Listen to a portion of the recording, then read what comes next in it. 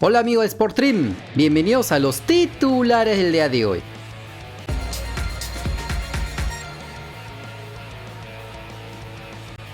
Por la última jornada de la fase regular del torneo Apertura de la Liga MX, el América de Pedro Aquino ganó por 2-1 en su visita al Puebla.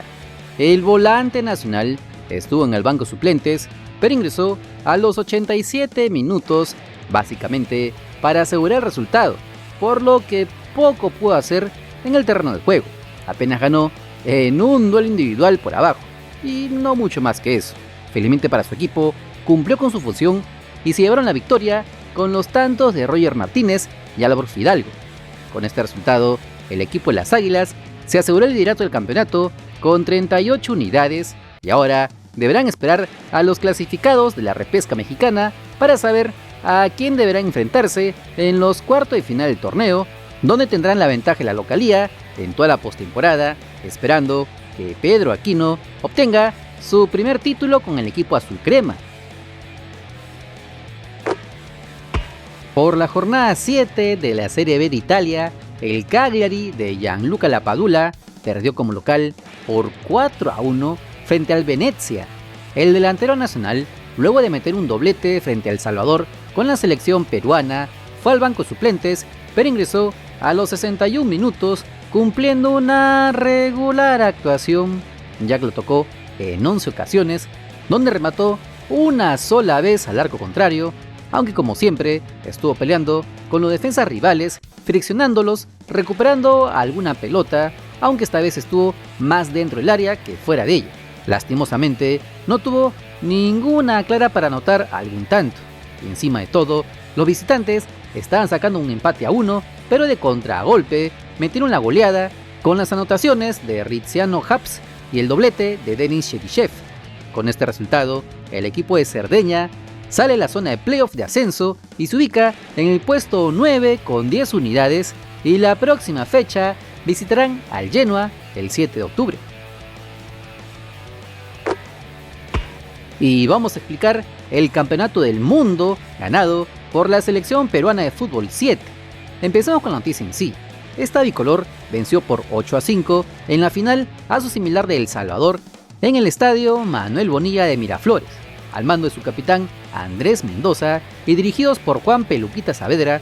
Pudieron llevarse el título mundial con goles de Brian Oliva, César Lizama, Gerson Coral y como no también el Cóndor Mendoza. De esta manera nos alzamos con nuestro primer campeonato mundial. Pero ¿esto en qué afecta al fútbol de verdad? En nada. Empecemos diciendo que este torneo es organizado por la FIF 7, que no tiene nada que ver con la FIFA. De hecho, el máximo ente del fútbol mundial no la reconoce. Es básicamente una institución privada que se le ocurrió organizar torneos de exhibición alrededor del mundo, pero básicamente en este continente, donde tiene a la mayor cantidad de sus 24 países asociados, de los cuales 8 son sudamericanos. De Europa apenas participa España, Francia, Portugal y Rusia, que fue el campeón del mundo anterior a Perú. Dicho todo esto, este campeonato a día de hoy tiene tanto valor como el Mundial de Globos.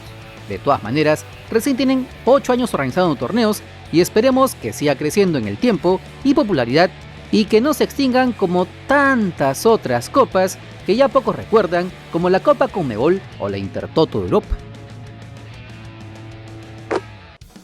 Y vamos a revisar la situación de los equipos de peruanos que no jugaron este fin de semana en Europa.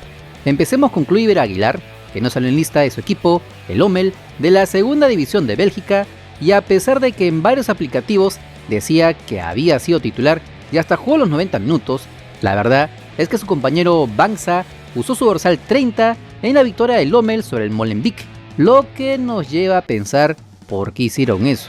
Ojalá este no sea un atisbo de que su equipo estaría pensando en traspasarlo o ponerlo a la congeladora más de lo que estuvo el año pasado. Recordemos que en las últimas semanas estuvo jugando con la selección peruana sub-20 y esto no suele ser bien visto por los clubes europeos. Recemos entonces que siga teniendo más oportunidades, porque si no, pronto lo podríamos ver de vuelta por el fútbol peruano.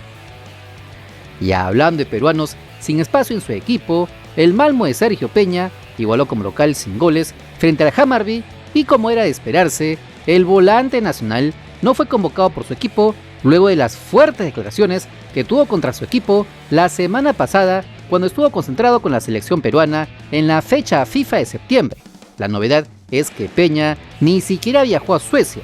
Según filtraron varios medios del país escandinavo, el jugador pidió un día de permiso para celebrar su cumpleaños, que fue hace un par de días atrás, aunque deberá retornar a los entrenamientos del equipo celeste para que no caiga en incumplimiento de contrato. La cosa es que en una entrevista a su técnico, H. Hareide, mencionó que deberán hablar con el futbolista peruano y saber por qué se decepcionó del club. Además mencionó que no ha tenido tiempo para hablar con Peña, aduciendo que viene de otra cultura y que por eso tal vez hubo algún tipo de malinterpretación. La cosa es que el Malmö aún deberá jugar 10 partidos más entre la Liga Allsvenskan de Suecia y la Europa League antes de que entren en el parón de invierno en Europa a fin de año y se abra la ventana de mercado de fichajes en el viejo continente en enero del próximo año. Y ver si Sergio Peña sale del Malmö, con el que aún mantiene contrato vigente hasta fines del 2024. Veremos entonces cómo resuelven esta complicada situación. En las últimas horas surgió el interés de varios equipos de la Liga 1 por el delantero uruguayo Adrián Fernández, actual futbolista de la Alianza Atlético de Sullana, que ayer anotó en el empate a 2 ante Universitario de Deportes. Como se recuerda, el Sporting Cristal estuvo sondeándolo a mediados de este año, aunque al final tuvieron que conformarse con fichar al ecuatoriano Jofre Escobar.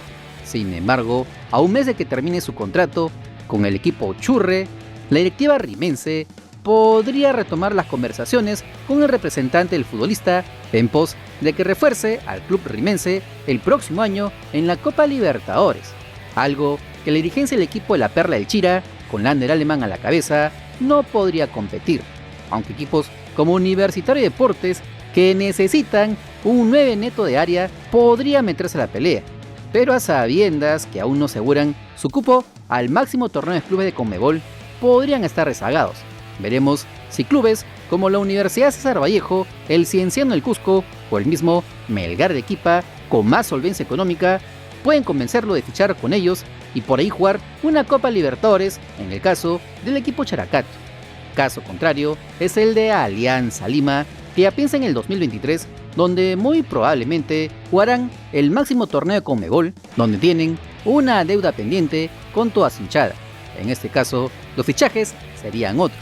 Aún no se sabe a ciencia cierta si habrá purga en el equipo blanquiazul, pero es casi un hecho que jugadores como Franco Sanelato deberían volver de su préstamo en el Sullana para poder ser opción de variante en el 11 titular. Ya les avisamos del interés por fichar al lateral izquierdo José Bolívar desde el Sport Boys del Callao, y luego de su gol con la selección peruana, Brian Reina también suena en la victoria. Ya han habido acercamientos, pero aún no hay nada confirmado. Lo que sí es cierto es que el equipo victoriano es el que más necesita hacer una reingeniería total con su plantilla el próximo año, a sabiendas que su fanaticada esperan que al menos ganen un partido en Copa Libertadores. No te olvides que si quieres estar enterado de las últimas novedades de nuestro balompié, solo suscríbete al canal porque somos el canal del fútbol peruano. Si te gustó el video, dale like, comparte, suscríbete con la campanita. Nos vemos en el siguiente video. ¡Chao!